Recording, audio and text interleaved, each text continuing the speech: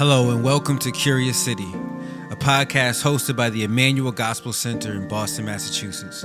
We explore how local churches and Christian leaders can best seek the shalom of their communities.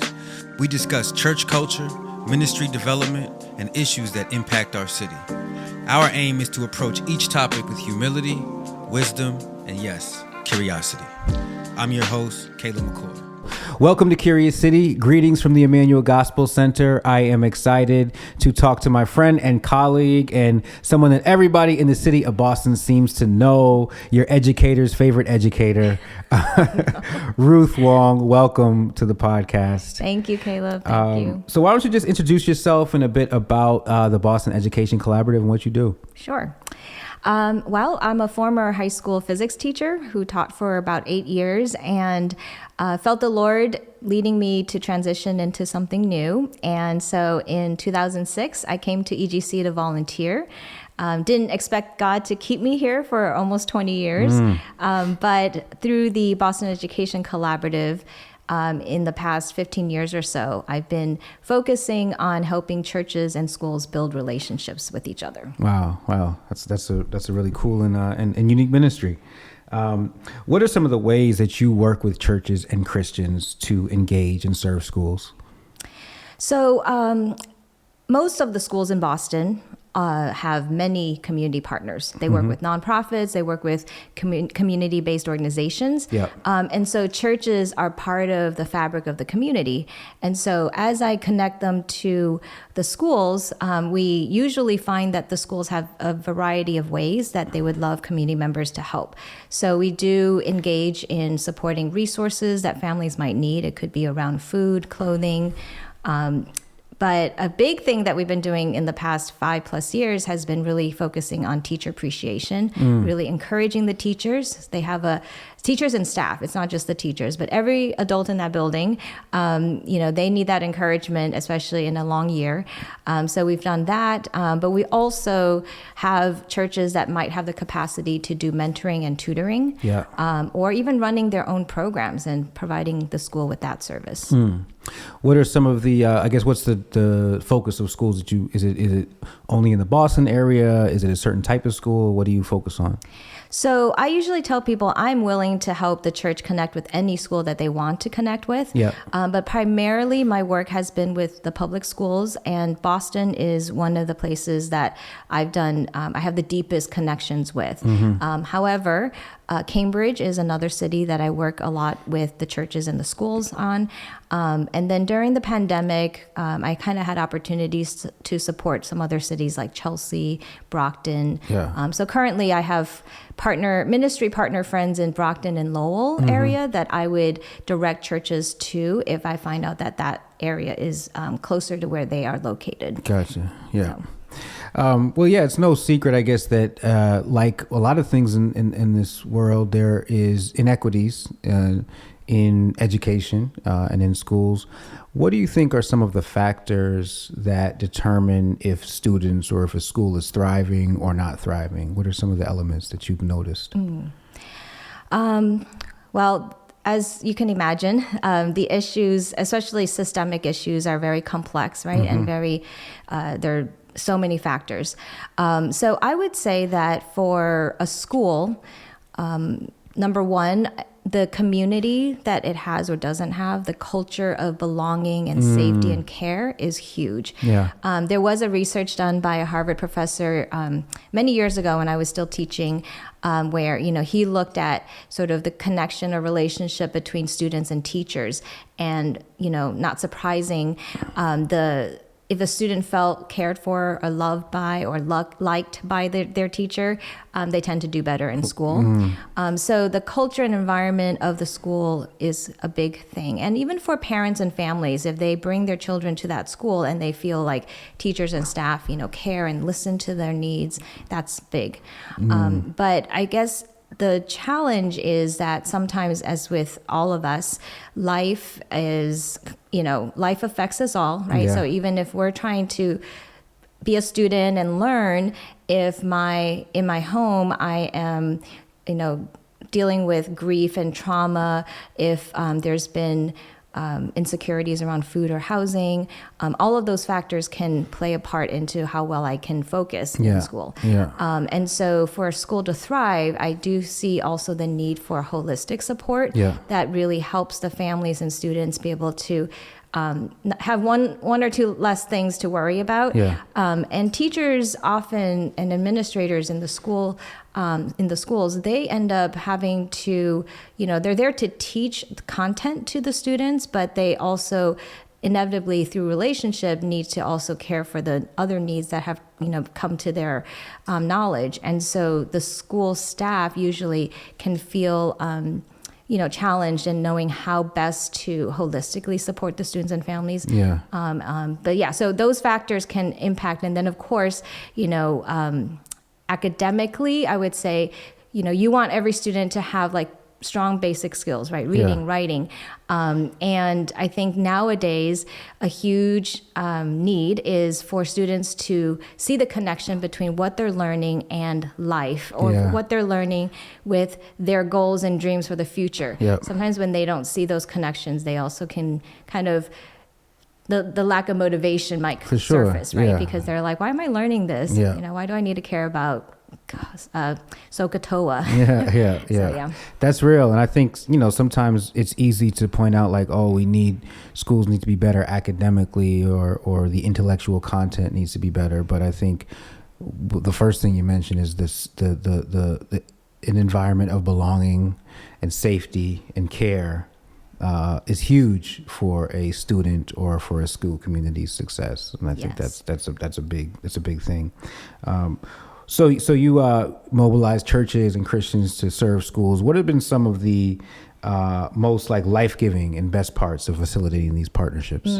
As we have more time with each other, you can see churches deepen in their relationships. So what I've loved to see is, for example, one of the churches I've worked with, initially during the pandemic, they started out by supporting food donations because the school named that as a need. But now, and then we moved into teacher appreciation. And so once a year we are in the building, and the church leaders got to meet the school staff, the administrators get to have conversations, hear a little bit about how their, school is, what they're going through personally. But now I think now that we are in, I don't even know what year this is, but 4 or 5, now they're ready to, be even more present in the building. And even though this church that I'm thinking of has, some limitations, like maybe during the school day, it's a little hard for them to have people who have that flexibility to be in the building. But I think we can be creative in thinking of ways that they can support the families. And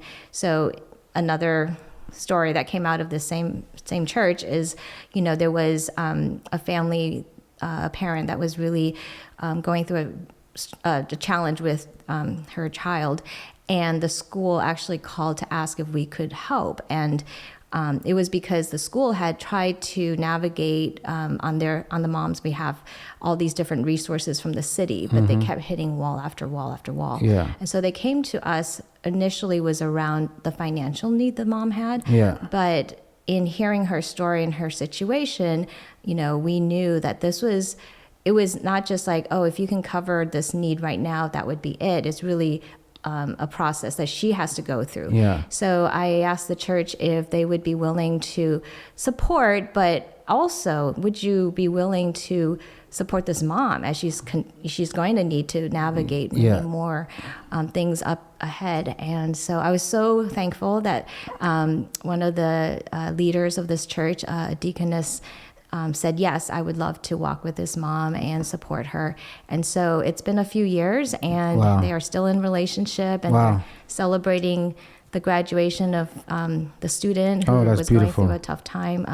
So that's an example. But those are the ways that, if we build relationship with each other, God can give us more, more ways to just be a blessing. I think what I'm hearing a couple of things is like we often talk here about like transformational versus just transactional, and to try to have transformational relationships often takes more time. It takes patience. It takes humility. Yes. And it might not return immediate results, which sometimes we're looking for that when we serve. We want to feel like we're important right then.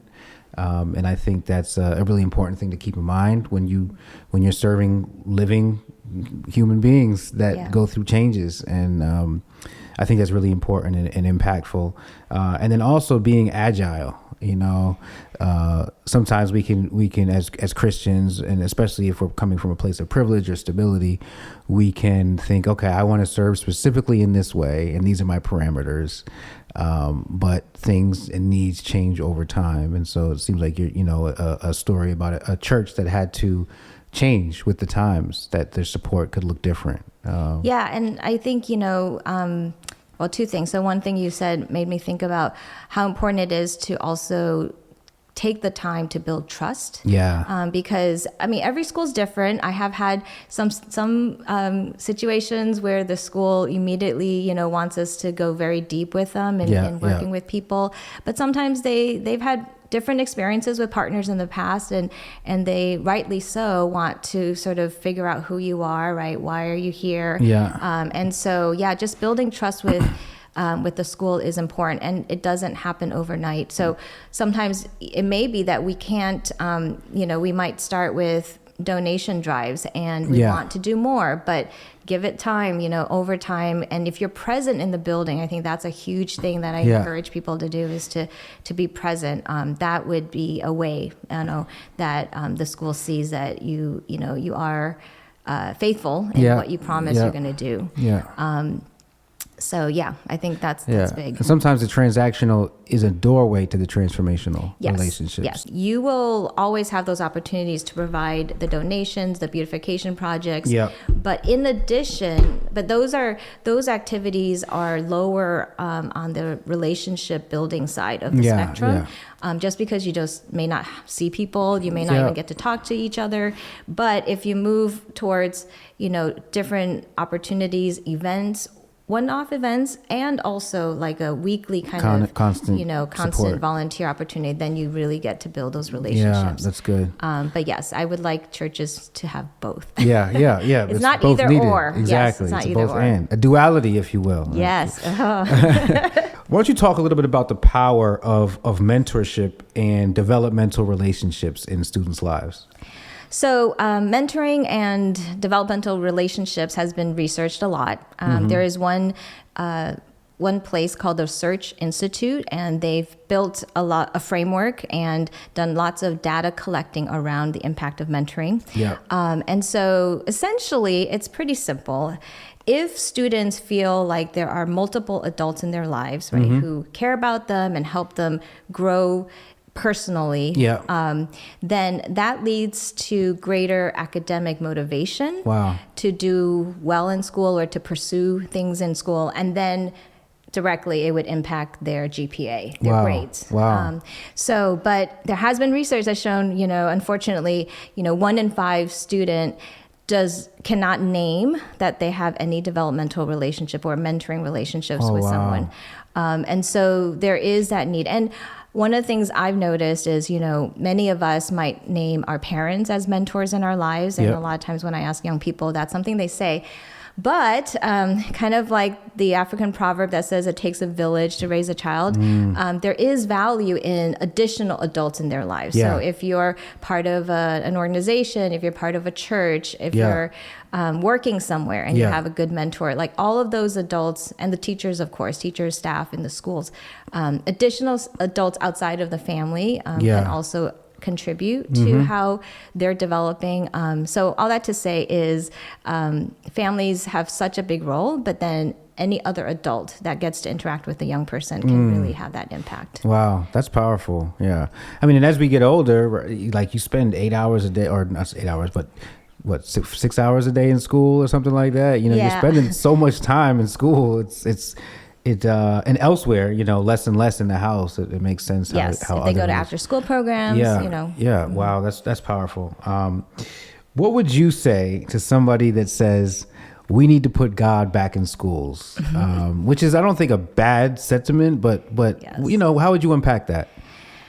That's a loaded question. And I do think people who say that have different reasons behind why they're asking or saying that. Okay, so, and it can get political, which is always the challenge. So I think maybe in different parts of the country, there are images of what it looks like to have God in the schools. So I think here in Boston or the Northeast, for me, it's not about you being able to pray during, an assembly, or being able to directly explain the gospel, in a school setting, right? But for me, the putting God in the school, the opportunity is really the ministry of presence. And I was thinking about how, Jesus is Emmanuel, God with us. And so the idea that he's given us a chance to be salt and light in a community that he puts us in, and to be present with the people that we're in, right? And so putting God back in the school, I feel like is really saying, we can be in the school building, with the students and the teachers, staff, and families, and we as ambassadors or representatives of Christ, right? Yeah. We are basically God in the building, or God in the school. Yeah. And correct me if I'm wrong, is there's nothing stopping a group of students or a group of teachers to privately or even publicly on their own, time, or to pray, or to, express their faith in ways that isn't mandated by the school. Yes. So interestingly, the federal government gives guidelines, and I think you can Google it and find these guidelines. And in the guidelines, it would say that, outside of school hours, right, teachers, students, they have the right to have their practices. Students have the right to start clubs. If they want to have a club, right, students can self start those. And then another guideline I found really interesting is that we, again, for me, I'm like, I respect these lines, but also understand, like, it's through relationship. We'll see, right, how it works. But the federal guideline also said, you cannot proactively talk about your faith per se with a student, but if the student wants to discuss it, or if the student has questions, or wants to even share about their own faith backgrounds, as the adult, you're also not supposed to suppress that. You're not supposed to discourage that. So it's an interesting idea. So I think at the end of the day, it's really like, as the students ask questions, or if they want to share more about their background, it is okay to share, but we just need to understand, because there are power dynamics that, we proactively, I would say, kind of hold back a bit more. But then if things come up with the families or the students, it's all right to share a bit of who you are. Yeah, that's really interesting. And I think I actually didn't know that. So that's interesting. And essentially, it's like, yes, put God back in schools. Go show up, serve, and feel free to self-organize and pray and into our school system. That's really fascinating. What's some encouragement to offer the church as we think about education in our city? I think for me, the door and the opportunities are endless right now. We are very blessed in the season where, schools, the school district, they welcome us to support them as part of the community that the school's in. So I think for churches, I understand, and being part of both worlds, I understand the limitations, the challenge of like how to find the fit. We want to serve, but we also may not be able to serve in these particular ways that the school is naming. But I believe in our creativity and our ability to figure out. And I think with schools, they might initially name the not 9 to 5, but the school day as like the need for presence of people. But at the same time, I've been able to see that, if a church had adults who have interesting careers and they want to do a career day in the school, like it could be a one-off thing, but a very meaningful one-off event. So I find that there are ways to be creative, but the encouragement to the churches is, number one, be persistent. And understanding it takes time to build relationship with the schools, and then two, there are ways to and organically, I feel like through relationships, some creative solutions come up, right, in terms of how we can work. But I guess the biggest encouragement around education is what we're talking about with mentoring, is that, if we are able to realize that you building a connection with a teacher or a student or a parent can already, help them maybe navigate whatever they're currently going through, or it could be that they just needed that one clarification on math, right? And helps them gain some confidence to know that they can do well in that class. All of that is possible, and the impact that we want to see happen in our younger generation, like schools is a great place to give you that opportunity to have that impact. You're speaking life into another life, right? Amen. A younger person, but even a parent and adult. I feel like I've been really passionate about just that our presence makes a difference in the adults too. Well, Ruth, thank you so much for being part of this. I think this is an important conversation, especially as we get the school year rolling. And you'll be able to find more at egc.org/education. And so, blessings to you as we continue to serve our school system. Thank you. Thanks for the opportunity. Take care. This has been an episode of Curious City. We hope you have enjoyed listening. Don't forget to subscribe to this podcast and also follow us on social media at EGC Boston. Stay connected and have a blessed day.